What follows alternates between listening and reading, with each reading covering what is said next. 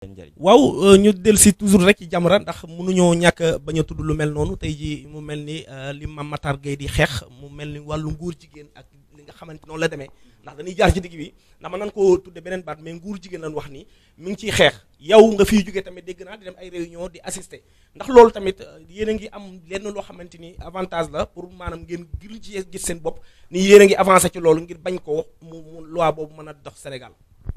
waaw Neel man moom wax dëgg yàlla dama bokk ci ñi nga xam ne sax ñooy nas ñooy nocc ci loi boobu ci loolu parce que Mame Makhtar bu fekkee fu mu warul foo xamante ni war na faa dem te mënu faa dem muy ci télévision muy ci réunion muy ci lépp j'ai eu la chance ma toog ak kilifa yu mag yooyu yëpp ci même ay salle boo xamante ni ñu ngi toog di partager may wax ñuy wax may bind ñuy bind may propose ñuy proposer la preuve c'est dama lay jox benn exemple institut islamique seen réunion yi ñu mujjee def man ak Ababacar Mboub ak ñoom imam Makhtar Sarr ak ñoom Guy Marius Sagna dama rusé Antoine lu bari moo tax lu bari duma ko publier parce que moom suñu sac la ba pare dëkk Xombol ba pare nekk koo xamante ni ku yàlla dimbali la du caaxaan c'est vrai que li may wax nag xam naa ko baax musuma defal dara mus naa ko proposer yu bari mais li tax may wax loolu dama ko rus moo tax photo yi ma ànd ak ñoom Guy Marius Sagna ak photo yi ma xam dama ko ànd ay kilifa yu mag Cheikh Oumar Diagne mii di wax ni tey dama man maa njëkk a toog ma wax ne ko li ngay def du dëgg du yoon parce que mënoo jàpp suñu kilifa yi di leen xas di leen saaga nga bëgg a ñëw retourner ma bokk yow même combat du ma bokk yow combat daal ni je boute la salle daal di génn salle dem sama yoon Mame Makhtar ni ma tu as raison am nga droit nga def loolu man ku bëggul Serigne Touba du ma la bëgg ku bëggul Mame El Hadji Malick du ma la bëgg ku bëggul Baye Laye du ma la bëgg man noonu laa mel mais nag mu ñëwaat tuuti ci criminalisation de l'homosexualité bi dafa nekk loi boo xam te ni c'est vrai que ñun bind nañ ko mais am nañ yaqeen ni loi boobu état du ko valider xam lu tax parce que gis nga constitution Sénégal ñu defe naa ñaar ba ñett ñoo ko mën a changer mais comme mën nga def sa proposition yóbbu pour ñu voter la ko mais ça ne sera pas facile pour gars yi voter la ko mais nag ngóor jigéen dafa baaxul ci dëkk ngóor jigéen baaxul ci réew day delloo dëkk ginnaaw te day yàq ay jeunesse te tey dañ dem ba toll foo xamante ni tey ñi ngi seetaan mais nag mondialisation bi ñoom ñoo ko téye mooy LGBT tey transaction yi am ci lu diplomatie sénégalaise ak diplomatie internationale bi yëpp ci ñoom lay jaar à vrai dire mais nag ñun dinañ ci bay suñu waat dinañ ci dox mais au delà de ça ci loolu lépp sëriñ dañ gis ni man dama def benn constat gis ni ànd sàmm jikko yi Ababacar Mboub mi ko jiite Mame Makhtar Gueye moo ko jël def ko coordinateur ànd sàmm jikko yi mais dañ dem ba ci biir ma gis ni ànd sàmm jikko yi man damay défendre cause bi ñuy défendre moom laay défendre mais dama dem ba ci biir ma gis ni ñii dañuy def politique te ma gis nit aussi ñaar dama ko sedd sama bopp waaw parce que dañ dem ñu def proposition ñu ni ñoom bu ñu dem seen liste bi ñuy demee ci ànd sàmm jikko yi ñoom Jamra benn élément la ciy am te Jamra bu ci amee benn élément kon loolu amatul sens parce que tey dafa dem ba tey conseil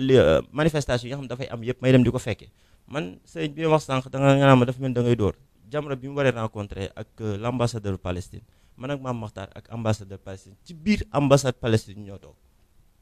jour boobu lii sax laa soloon sama badge sax moom ci jour boobu laa di ko jot sama badge mi ngi ma wekki noonu ci biir néeg bi ci kaw ci la ma ambassade Palestine wax ni ma bu lii lépp jeexee dinaa la yóbbu ba Palestine yóbbu la nga visiter fépp ma dugal la biir palais nga xam foofu kon loolu lépp bu amee ci Jamra laa ko mais teewutit cause mais valeur bi may défendre dinaa ci xam sama bopp li tax ma wax loolu mooy ànd sàmm jikko yi dafa nekk mouvement bu am doole nekk mouvement boo xam te ni dañuy dugg ci politique actuellement te bientôt dinañ ko xam mais nag ma gis ni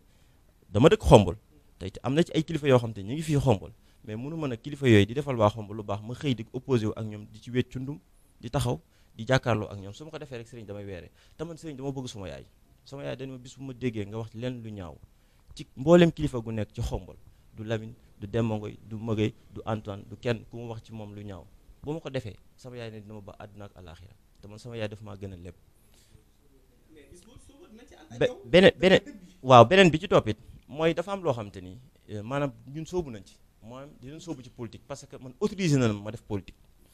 ci micro laay waxee Mame Makhtar Gueye mi ngi may dégg nee ma tu as le droit de faire la politique mais na nga ko defee nag ci anam boo xam te ni bul xas kenn bul ŋaañi kenn mais c'est Cheikh dama invité ci benn média ma am ay wax yu ma ci waxoon ñu bëri jël ko nag transcendé ko ba affaire bi indi ay problème famille te lépp ci ONG Jamra la parce que Jamra dañ ne bu nit ki Mame Daour mi tey bu defee lu baax mais da ngay wax lu baax li mu def mais boo gisee ne am na loo xam ne war na ko defu ko mais wax ko li mu war a def di defu ko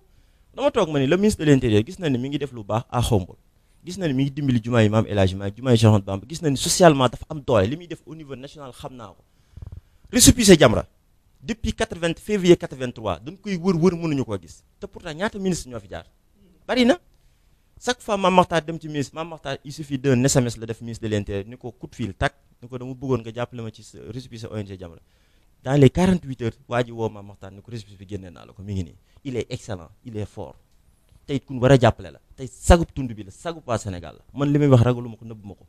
du ma ko tàllal sama loxo bii mais dinaa ko wax li xombal bëgg bu ko defee baax na su ko defee baax na j'ai son numéro de téléphone Cheikh Faye mii xam na